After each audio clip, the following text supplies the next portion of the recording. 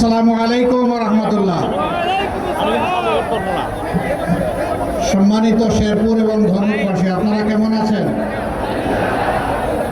আলহামদুলিল্লাহ রাব্বিল আলামিন, ওয়াসসালাতু ওয়াসসালামু আলা রাসূলিহিল কারীম ওয়া আলা আলিহি ওয়া সাহবিহি ওয়া আহলি বাইতি আজমাইন। সম্মানিত দেশবাসী, আপনারা জানেন গত পরশু দিন থেকে আনুষ্ঠানিক নির্বাচনী প্রচারণা শুরু হয়েছে। আমরা মহান আল্লাহর উপর ভরসা করে রাজধানী থেকে এই প্রচারণা শুরু করেছি। গতকাল উত্তরবঙ্গের 4টি জেলায় আমাদের সফর ছিল, তা সমাপ্ত করে আজকে ফজরের পর থেকে আমাদের পুনরায় সফর শুরু হয়েছে। আরও 3টি জনসভা আমাদের সামনে হাতে রয়ে গেছে। আবার কাল সকাল থেকে ঢাকায় বিভিন্ন গুরুত্বপূর্ণ দেশের রাষ্ট্রদূতদের সাথে বৈঠক। সেই হিসাবে আমি এখানে দীর্ঘ কোনো বক্তব্য রাখব না। আমি শুধু আপনাদেরকে কথা দিতে এসেছি, আপনাদের ভালোবাসা, আপনাদের দোয়া, আপনাদের সমর্থন, আপনাদের ভোট যদি আমাদেরকে আপনারা সমঝিয়ে দেন, আমরা ইনশাআল্লাহ আমাদের সর্বশক্তি দিয়ে আপনাদের আমানত হেফাজত করবো ইনশাআল্লাহ। এই আমানত আমরা হারিয়ে যেতে দিব না। আমরা কথা দিচ্ছি, আপনাদের ভোটে আল্লাহ তাআলা যদি আমাদেরকে মেহেরবানি করে নির্বাচিত করেন, সরকার গঠনের সুযোগ দেন, আল্লাহর কসম জনগণের একটা টাকার উপরে আমরা হাত বসাবো না। আল্লাহ যেন সীমিত হালাল রুজির মাধ্যমে আমাদেরকে এই দুনিয়ায় সম্মানজনকভাবে চলার তৌফিক দান করেন। আমরা কথা দিচ্ছি, যদি আল্লাহ আমাদেরকে সরকার গঠনের সুযোগ দেন, আমরা চাঁদাবাজদের অস্তিত্ব বাংলাদেশের 56,000 বর্গ মাইলের উপর সহ্য করব না।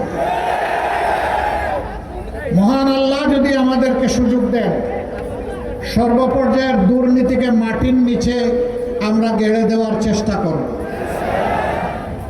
ভয় পেও না চাঁদাবাজ, ভয় পেও না তোমরা যারা দুর্নীতি করো, তোমরা এই দেশের মানুষ। ইনশাআল্লাহ আমরা তোমাদের হাতেও সম্মানের কাজ এবং রুজি তুলে দেব ইনশাআল্লাহ।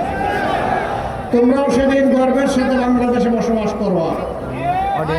তোমাদেরকে অপমানিত করা হবে না, কারণ এই দেশকে আমরা ভালোবাসি, এদেশের মানুষকে আমরা ভালোবাসি।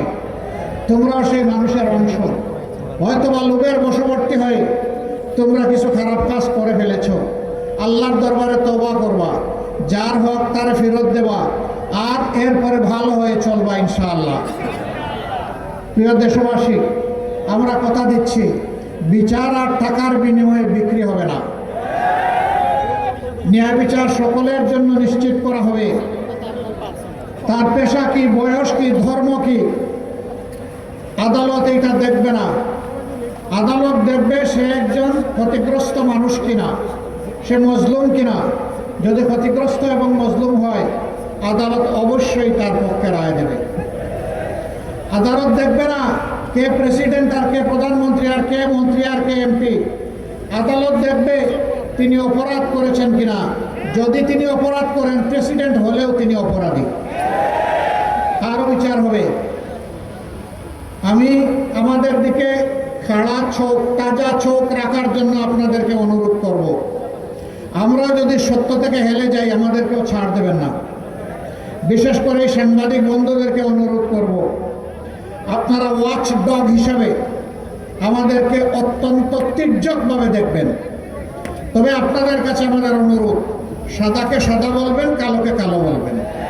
সাদার গায়ে কোনো কালো প্রলাপ লাগাবেন না এবং কোনো কালোকে গোপন করবেন না।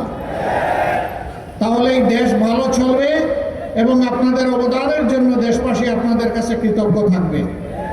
আমরা মিডিয়াকে সেই জায়গাটায় দেখতে চাচ্ছি। প্রিয় দেশবাসী, বগুড়ার জন্য কিছু কথা ছিল, আমরা জনসভায় বলে এসেছি। দোয়া করেন যে কথাগুলো বলেছি আমরা যেন রক্ষা করতে পারি। বিপুল সংখ্যক মায়েরা এখানে এসেছেন। এই সময়টা ঘর থেকে সাধারণত বের হওয়ার সময় না, এই সময় দুপুরের খাবার ঘর সামাল দেওয়ার সময়। তার আল্লাহ তাআলার ভালোবাসা এখানে চলে এসেছেন। মহান মাবুদের দরবারে দোয়া করি, হে আল্লাহ, যারা তোমার ভালোবাসায় ঘর থেকে বের হয়ে এখানে এসেছেন, তুমি মেহেরবানি করে তাদেরকেও ভালোবাসো, আমাদের সকলকে ভালোবাসো। আমরা দেশকে একটি ভালোবাসা এবং পারস্পরিক সম্মানের দেশ হিসাবে আমরা গড়ে তুলতে চাই। মায়েরা ইনশাআল্লাহ মর্যাদার সাথে শান্তিতে নিরাপদে ঘরে থাকবেন। মায়েরা ইনশাআল্লাহ মর্যাদার সাথে শান্তিতে নিরাপদে ঘরের বাইরে চলাচল করবেন এবং ইনশাআল্লাহ দেশের উন্নয়নের জন্য কর্মক্ষেত্রে একইভাবে তারা মর্যাদা এবং নিরাপত্তার সাথে কাজ করবেন।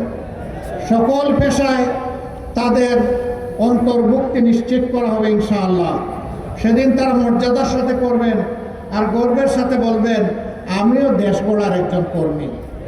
যেভাবে একজন যুবক কিংবা একজন প্রৌঢ় বা বৃদ্ধ মানুষ বলবে। আমরা কিছু নীতিমালা ঘোষণা করেছি ইতিমধ্যে। 5 বছর বয়স পর্যন্ত সকল সন্তানের চিকিৎসার ভার নেবে রাষ্ট্র। 60 বছরের ঊর্ধ্বে সকল বয়স্ক মানুষের চিকিৎসার ভার নেবে রাষ্ট্র। তবে যারা রাষ্ট্রকে সহযোগিতা করবেন তাদের সচ্ছলতার কারণে রাষ্ট্র তাদের কাছে কৃতজ্ঞ থাকবে। মাঝখানের বয়সের লোকদের কি হবে? তাদেরকে কার কাছে আমরা সমঝাবো? তাদেরও ভার রাষ্ট্র নেবে, তবে তাদেরকে অংশীদারিত্ব গ্রহণ করতে হবে। আমরা অলিক কোনো ওয়াদা দেব না, মিথ্যা কোনো আশ্বাস দেব না। মিথ্যা আশ্বাস মানুষকে অপমানিত করে এবং মানুষকে দুঃখায় ফেলে। আমরা ওদিকে নাই। আমরা যুবক যুবতীদেরকে বলছি, তোমাদেরকে আমরা কোনো বেকার ভাতা দিব না ভাই এবং বোনেরা। তোমাদেরকে বেকার বানিয়ে রাখতে চাই না। তোমাদের 2 হাতকে দেশ গড়ার কারিগরের হাত বানাতে চাই। তোমাদের কাছে মর্যাদার কাজ তুলে দিতে চাই। দেশে কিংবা প্রবাসে যেখানেই তোমরা থাকো না কেন, তোমরা যেন মর্যাদার সাথে দক্ষতার সাথে অবদান রাখতে পারো। আমরা তোমাদের শিক্ষা দিয়ে সেইভাবেই গড়ে তুলব। শিক্ষা শেষ, কাজ চলে আসবে তোমার হাতের মুঠায় ইনশাআল্লাহ। তোমাকে বেকারত্বের অভিশাপ নিয়ে আর ঘুরতে হবে না। সে দায়িত্ব রাষ্ট্র নেবে ইনশাআল্লাহ। এবং এখানে বেহুদা সার্টিফিকেটের কোনো বোঝাও তোমাকে বহন করতে হবে না। যার জন্য যে শিক্ষা উপযুক্ত, যার মেধা যেখানে প্রযোজ্য, তার মেধা বিকাশে রাষ্ট্র হবে তার সঙ্গী ইনশাআল্লাহ তাআলা আজিম। সেই মর্যাদার বাংলাদেশ আমরা করতে চাচ্ছি। আপনারা দোয়া করবেন, আল্লাহ তাআলা আপনাদেরকে সত্যের পক্ষে দাঁড়ানোর তৌফিক দিন। আল্লাহ তাআলা আপনাদেরকে ন্যায়ের পক্ষে অবস্থান নেওয়ার তৌফিক দিন। আল্লাহ তাআলা দুর্নীতিবাজদের, চাঁদাবাজদের, দখলবাজদের, মামলাবাজদের বিরুদ্ধে আপনাদেরকে অবস্থান নেওয়ার তৌফিক দান করুন।